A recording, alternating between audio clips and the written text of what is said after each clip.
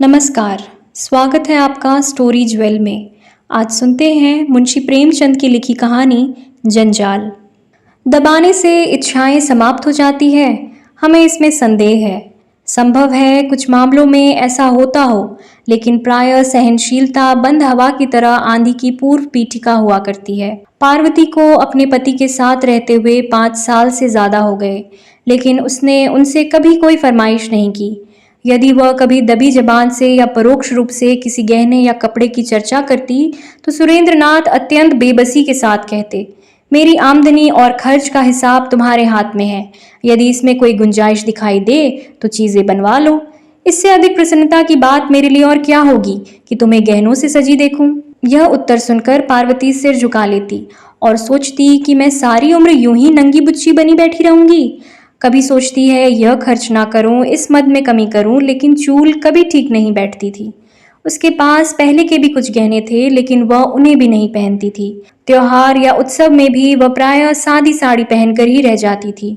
वह अपनी मेहरी और पड़ोसिनों को दिखाना चाहती थी कि उसे गहनों की भूख नहीं है, लेकिन यह इस समय अपने दुर्भाग्य और पति की निर्धनता की घोषणा थी। उसे रह रहकर विचार आता कि मेरे लिए सुरेंद्र जितना कुछ कर सकते हैं उतना नहीं करते। वे मेरी अनापत्ति और सीधेपन का नाजायज फायदा उठाते हैं। निराश होकर वह कभी कभी सुरेंद्र से झगड़ती, मुंह फेर कर बात करती, उसे सुना सुनाकर अपने भाग्य को कोसती। सुरेंद्र समझ जाते कि इस समय हवा का रुख बदला हुआ है, बचकर निकल जाते। कभी कभी गंगा स्नान या किसी मेले से लौटकर पार्वती पर गहनों का उन्माद सच आ जाता। वह संकल्प करती कि एक बार मन की निकाल ही लूं, जो 200-400 रुपए बचे हुए हैं उनकी कोई चीज बनवा लूं। कल की चिंता में कहाँ तक मरूं, लेकिन एक क्षण में उसका यह उन्माद उड़नछू हो जाता। यहाँ तक कि लगातार सहन करने के कारण उसके सजने की शौक की इच्छाएं मरकर मन के एक कोने में पड़ी रहती थी। मगर आज 5 साल के बाद यह इच्छा जागृत हुई है। इसमें बेचैनी नहीं है, लेकिन बेचैनी से भी ज्यादा दुखदाई उदासी है। पार्वती के छोटे भाई की शादी होने वाली है। उसके मायके से बुलावा आया है। इस समारोह में भाग लेना जरूरी है। गहनों का पहनना आवश्यक हो गया। इस अवसर पर सुरेंद्र भी अपनी विवशता का बहाना न कर सके। इस समय यह उपाय भी सफल होता दिखाई नहीं दिया। शाम के समय सुरेंद्र बाहर से लपके हुए आए। उनका चेहरा चमक रहा था। उन्होंने पार्वती के हाथ में एक पोटली रख दी। पार्वती ने खोलकर देखा तो पोटली में एक जड़ाऊ कंगन, एक चंद्रहार और झुमके दिखाई दिए। पार्वती कुछ सहम सी गई। उसे सपने में भी उम्मीद नहीं थी कि सुरेंद्र उसके लिए इतनी और ऐसी कीमती चीजें लाएंगे। खुशी के बदले एक व्याकुलता, एक भय का अनुभव हुआ। वह डरते डरते बोली, ये कितने के हैं? सुरेंद्र, पसंद तो है ना? पार्वती, पहले दाम तो बताओ। सुरेंद्र, 400। पार्वती, सच? सुरेंद्र, मेरे पास और रुपए कहाँ थे? पार्वती, उधार तो नहीं लेने पड़े? सुरेंद्र, नहीं, उधार क्या लेना? पार्वती, तब पसंद है। सुरेंद्र ने वास्तविकता छिपानी चाही थी, लेकिन अपनी विशाल हृदयता का बखान किए बिना न रह सके। सोचा कि इन्हें क्या पता चलेगा कि इनके लिए इस समय कितनी बोझ के नीचे दबा जा रहा हूं। बोले, सच सच कह दूं, 1200 लगे। पार्वती ने पति को तिरस्कार की दृष्टि से देखते हुए कहा, तो इतनी चीजें लाने की क्या जरूरत थी? दानवीर जैसी लापरवाही के साथ सुरेंद्र बोले, एक मुद्दत के बाद जब जेवर बनवाने लगा तो कंजूसी करने बैठता। शर्म भी तो कोई चीज है। पार्वती ने पति की ओर कृतज्ञता की दृष्टि से देखा। उसमें कुछ प्यार की झलक थी, कुछ शिकायत की, कुछ गर्व की, कुछ परेशानी की। उसने और अधिक प्रश्न न किए कि कहीं कोई ऐसी बात कानों में न पड़ जाए जिससे इन गहनों को वापस कर देना जरूरी हो जाए। जिस व्यक्ति के हलक में प्यास से कांटे पड़े हुए हो, वह यह नहीं पूछता कि बर्तन कैसा है और पानी किसने भरा है। एक हफ्ते तक पार्वती एक दूसरी ही दुनिया में रही। उसके अंदाज में एक शान, बातों में अभिमान और चेहरे से अमीरी झलकती थी। कितने ही ऐसे काम जिन्हें वह पहले निसंकोच कर लिया करती थी, अब उसे दूभर लगने लगे। यहाँ तक कि अपनी नन्ही बच्ची तारा को गोद में लेते हुए भी उसे अपने कपड़े मैले होने की आशंका होने लगती। लेकिन वह स्वयं अपने व्यवहार में आए इस परिवर्तन से अनजान थी। 7वें दिन उसका भाई आया और पार्वती मायके चली। उसने सुरेंद्र से हर तीसरे दिन पत्र भेजने का आश्वासन लिया। उनके सामने खड़ी घंटों रोती रही। ऐसा मालूम होता था कि बिछड़ने के दुख से उसका कलेजा फटा जा रहा है। लेकिन घर से निकलते ही दिखावे की इच्छा उसके मन पर छा गई। वह गाड़ी के एक जनाने डिब्बे में आकर बैठी, जिसमें अधिकांश महिलाएं निम्न वर्ग की थीं। उन्होंने पार्वती को आतंकित दृष्टि से देखा और इधर-उधर सिमट गई। पार्वती खिड़की के सामने जाकर ऐसे बैठी मानो इतनी आवभगत उसका जन्म सिद्ध अधिकार हो। उसे गाड़ी में भले खानदान की केवल एक ही महिला दिखाई दी। उसका चेहरा गंभीर था। वह एक साफ साड़ी पहने हुई थी, पैरों में स्लीपर थे, हाथों में चूड़ियां, लेकिन शरीर पर गहने के नाम पर एक तार तक न थी। वह निम्न वर्ग की कई महिलाओं के बीच हाथ पांव सिकोड़े बैठी थी। मन ही मन पार्वती ने कहा, निस्संदेह सुंदर महिला है, लेकिन सम्मान कहाँ? कोई बात भी तो नहीं पूछता, एक कोने में दबी बैठी है। शरीर पर 4 गहने होते तो यही सब ओछी महिलाएं इसका सम्मान करती। नीचे फर्श पर पार्वती के निकट ही एक गरीब महिला बैठी हुई थी। उसकी गोद में एक बच्चा था जो रह रहकर इतने जोर से खांसता और चीख मारता कि पार्वती मन ही मन झुंझला कर रह जाती। जब उससे रहा न गया तो उसने उस महिला से कहा, तुम दूसरी पटरी पर जाकर बैठो, इस लड़के के खांसने से मुझे नींद नहीं आ रही है। गरीब महिला ने पार्वती की ओर आश्चर्य से देखा और धीरे से सरक गई। रात आधी से अधिक बीत गई थी। खिड़कियों से ठंडी हवा आ रही थी। गरीब महिला ने खिड़कियां बंद करनी चाहिए तो पार्वती ने आदेशात्मक स्वर में कहा, नहीं, रहने दो, मुझे गर्मी लग रही है। धीरे धीरे बच्चे की खांसी बढ़ने लगी। कुछ देर तक तो वह चिल्लाता रहा, फिर उसका गला पड़ गया। उसने दूध पीना छोड़ दिया। सामने बैठी सीधी सादी महिला कुछ देर तक तो बच्चे को देखती रही। फिर उसने उस गरीब महिला के पास आकर बच्चे को गोद में ले लिया। बच्चे की हालत खराब थी। सीने पर बलगम जमा हुआ था। लगता था कि निमोनिया की शुरुआत है। उसने फौरन अपना बक्स खोलकर उसमें से एक दवा निकाली और हवा से बचाकर बच्चे के सीने पर हल्के हाथ से मलने लगी। फिर दूसरी शीशी से एक चम्मच दवा निकालकर बच्चे को पिलाई। गाड़ी की सब महिलाएं आकर बच्चे के निकट खड़ी हो गई। निरंतर 1 घंटा तेल मालिश करने के बाद उस भली महिला ने अपने बक्से से एक फलालैन का टुकड़ा निकालकर बच्चे के सीने पर बांध दिया। बच्चा सो गया। वह रात के 3 बजे तक बच्चे को गोद में लिए 1-1 घंटे पर दवा पिलाती रही। बच्चे ने दूध पीना शुरू किया। उसके गले की घरघराहट रुक गई और वह मौत के फंदे से निकल आया। बच्चे की माँ अपनी उपकारिणी के पांव पर गिर पड़ी और रो रो कर उसे धन्यवाद देने लगी। इलाहाबाद में पार्वती और वह सीधी सादी महिला दोनों उतरी। पार्वती का भाई आकर कूलियों को पुकारने लगा। जब कोई कूली ना आया तो पार्वती को ही अपने संदूक, बिस्तर आदि उतार कर भाई को देने पड़े। उसकी रेशमी जैकेट चिरक गई। उधर उस गंभीर सीधी सादी महिला ने जैसे ही अपना बिस्तर उठाया तो लपक कर एक महिला ने उसके हाथों से बिस्तर ले लिया। दूसरी ने उसका संदूक उतार लिया। तीसरी ने उसका दवाओं का बक्स उठाया और कई महिलाएं उसे धर्मशाला तक पहुंचाने आई। बीमार बच्चे की माँ बार बार उसके आगे हाथ जोड़ती और पैरों पर गिरती। दूसरी महिलाएं भी उससे गले मिली। ऐसा लगता था मानो वे अपने किसी आत्मीय से बिछड़ रही हों। लेकिन किसी ने पार्वती की बात भी न पूछी। उसके जाने से सब महिलाओं को सच्ची खुशी हुई, मानो सिर से एक बला ही टल गई। अब उन्हें जरा कमर सीधी करने की जगह तो मिलेगी। बीमार बच्चे की माँ ने तो उसे घृणा की दृष्टि से देखा और मन ही मन उसे जी भर कर कोसा। पार्वती ने मन में कहा, इस सीधी सादी औरत ने तो अच्छा रंग जमा लिया। सभी महिलाएं अनुचरी बन गई, मानो कोई मंत्र ही फूंक दिया हो। गंवारों के बीच तो ऐसा हो सकता है, परंतु किसी भले घर में इसे कौन घास डालेगा। पार्वती का मायका शहर से सटी एक ऐसी बस्ती में था जिसे न शहर कह सकते थे न देहात। वहां शहर की तो एक भी सुविधा न थी, मगर देहात के सभी कष्ट मौजूद थे। न शहर की सड़कें लालटेने नालियां थी, न देहात का विस्तार हरियाली और हवा। वहां का दूध शहर वाले पीते थे, सब्जी शहर वाले खाते थे, लकड़ी शहर वाले जलाते थे। वहां के मजदूर काम करने शहर में जाते थे। खाने पीने की चीजें वहां शहर से आकर ही बिकती थी। पार्वती के पिता के पास कुछ जमीन थी, लेकिन वे मजदूरों की कमी के कारण खेती न कर सकते थे। उसके दोनों भाई अंग्रेजी पढ़ते और वकालत का सपना देखते थे। भोले भाले से चालाक बनने की धुन सवार थी। बेटी का ठाट बाट देखकर पार्वती की माँ फूली न समाई। उसकी दुनिया उन्हीं इन्हीं गिने मकानों और उनके निवासियों तक सीमित थी। वहां के गहने, कपड़े, शादी ब्याह, झगड़े, टंटे उसके अस्तित्व की धुरी थे।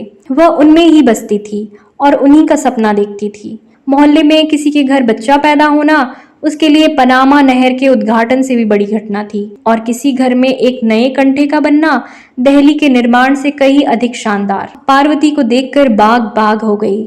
उसे साथ लेकर पड़ोसिनों के घर गई। जो भी उसके कंगन चंद्रहार को देखता लोटपोट हो जाता।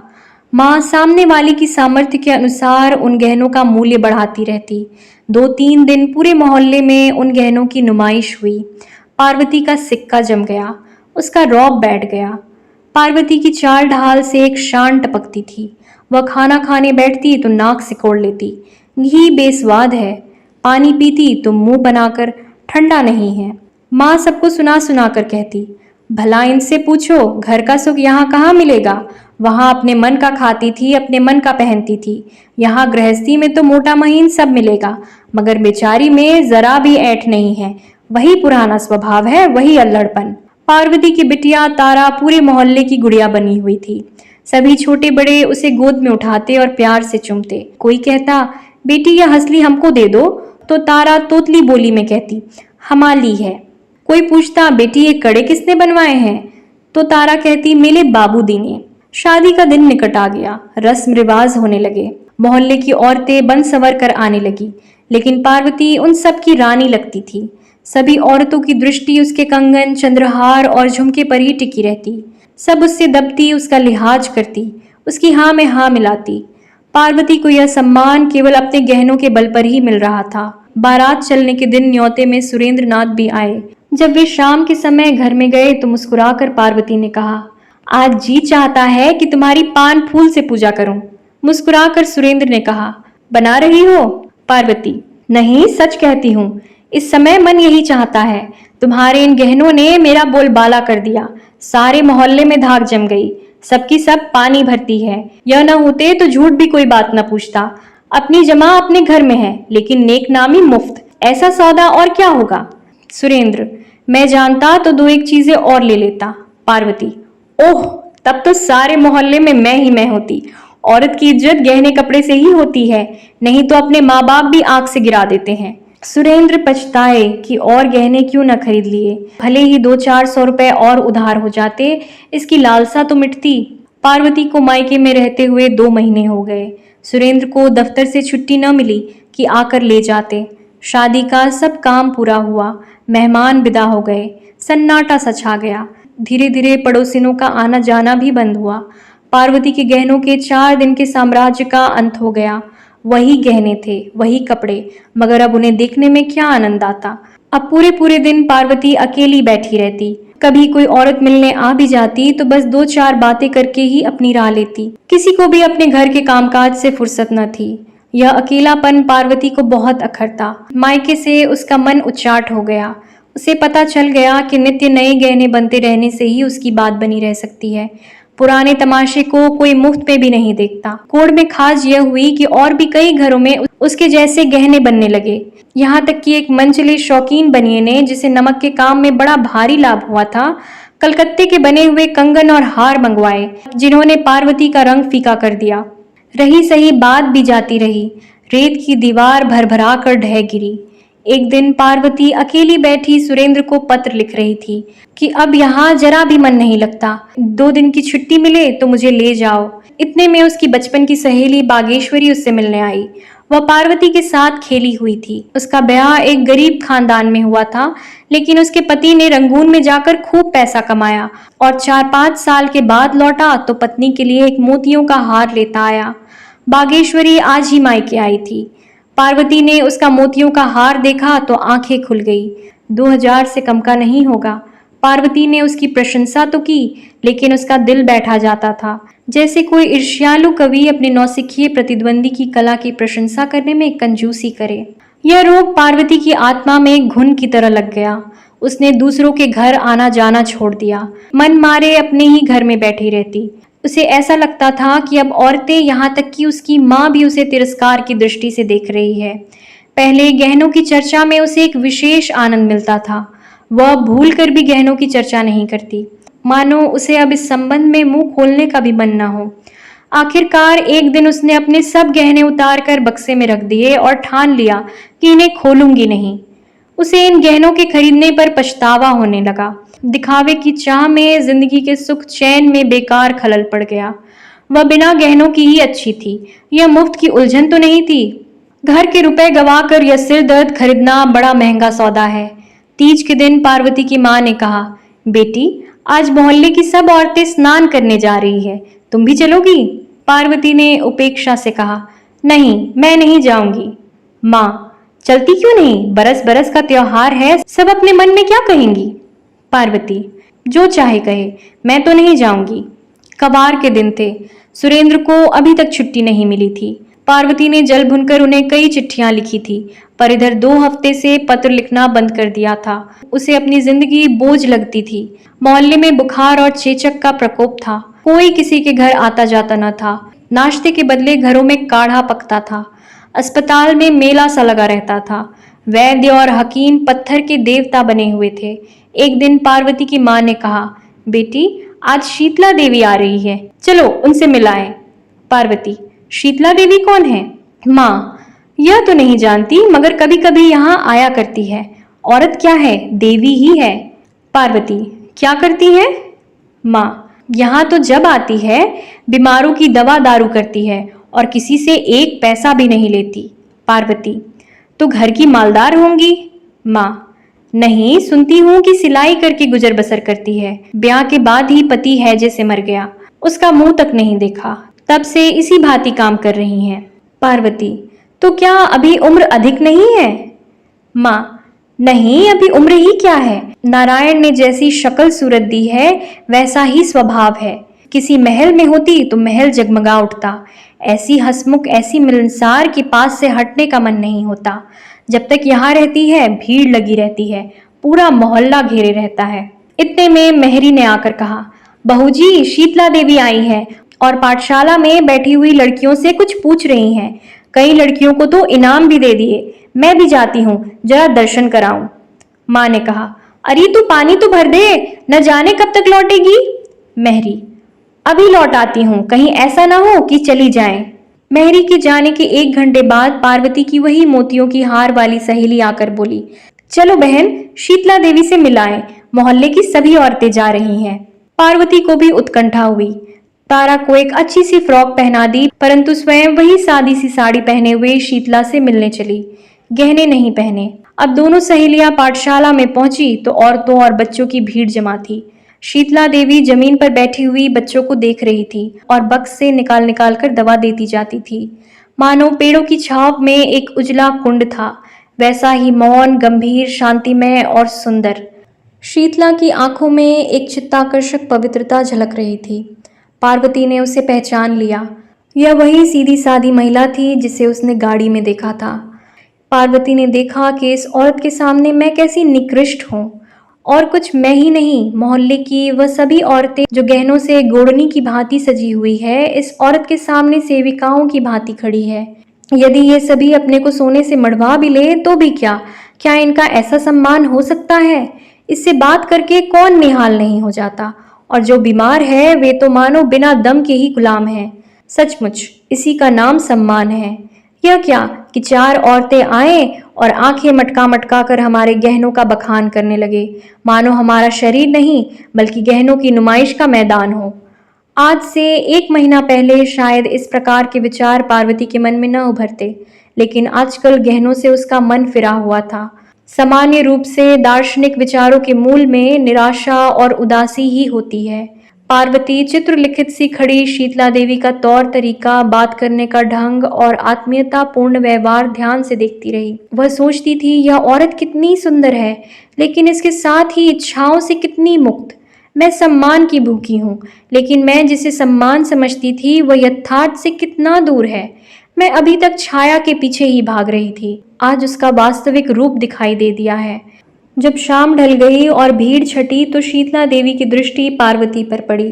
वह उसे तत्काल पहचान कर बोली, बहन, तुम्हें तो मैंने रेलगाड़ी में देखा था। पार्वती ने कहा, हाँ, मैं उस दिन यहाँ आ रही थी।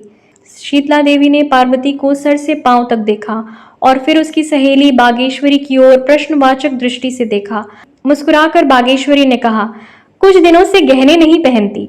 शीतला, क्यों, गहनों से नाराज है? बागेश्वरी, इनका मन ही जाने। पार्वती, आप भी तो नहीं पहनती। शीतला, मुझे मयस्सर ही कहाँ, मैं तो भिखारिन हूँ, बहनों की सेवा करती हूँ और पुण्य के मार्ग में वे जो कुछ देती हैं उसी से अपना पेट पालती हूँ। पार्वती, मुझे भी अपनी जैसी भिखारिन बना दीजिए। शीतला देवी हंसकर उठ खड़ी हुई और बोली, भीख मांगने से भीख देना बहुत अच्छा है। रात में जब पार्वती लेटी तो शीतला देवी का दमकता चेहरा उसकी आंखों में नाच रहा था, जो उसके मन को खींच लेता था। उसने सोचा, क्या मैं भी शीतला देवी बन सकती हूँ? तत्काल सुरेंद्र उसके सामने आकर खड़े हो गए। तारा रो रो कर उसकी गोद में आने के लिए मचलने लगी। जीवन की इच्छाओं की एक बाढ़ ही उठ खड़ी होकर टक्कर मारने लगी। नहीं, शीतला देवी बनना मेरे वश में नहीं है, लेकिन मैं एक बात कर सकती हूँ और वह अवश्य करूँगी। एक सप्ताह में पार्वती अपनी ससुराल आ पहुंची। सुरेंद्र ने उसका मुरझाया मुंह देखा तो आश्चर्य से बोले, गहनों से रूठ गई क्या? पार्वती, पुराने हो गए हैं, नए बनवा दो। सुरेंद्र, अभी तो इन्हीं का हिसाब चुकता नहीं हुआ है। पार्वती, मैं एक उपाय बताती हूँ, इन गहनों को वापस कर दो, वापस तो हो जाएंगे। सुरेंद्र, हाँ, बहुत आसानी से। इन 2 महीनों में सोने का भाव बहुत चढ़ गया है। पार्वती, तो कल वापस कराना। सुरेंद्र, पहनोगी क्या? पार्वती, दूसरे गहने बनवाऊंगी। सुरेंद्र, और रुपए कहाँ हैं? पार्वती, उन गहनों में रुपए नहीं लगेंगे। सुरेंद्र, मैं तुम्हारा मतलब नहीं समझा। पार्वती, ये गहने जी के जंजाल है, इनसे मन भर गया। इन्हें बेचकर किसी बैंक में जमा करा दो, हर महीने मुझे इसका ब्याज दे दिया करना। सुरेंद्र ने बात हंसी में उड़ानी चाहिए, लेकिन पार्वती के हाव भाव से ऐसा दृढ़ संकल्प प्रकट होता था कि वे उस विषय में गंभीरता से विचार करने पर विवश हो गए। दूसरे महीने में शीतला देवी के नाम 12 रुपए का एक गुमनाम मनी ऑर्डर पहुंचा। कूपन में लिखा हुआ था, यह तुच्छ धनराशि स्वीकार कीजिए। ईश्वर की इच्छा हुई तो यह धनराशि स्थायी रूप से प्रतिमाह मिलती रहेगी। आप इसे जिस भांति चाहे खर्च करें। अब से दुआएं ही मेरा आभूषण होंगी। ये धातु के टुकड़े तो जी के जंजाल हैं, इनसे मेरा मन भर गया। अभी आप सुन रहे थे मुंशी प्रेमचंद की लिखी कहानी जंजाल।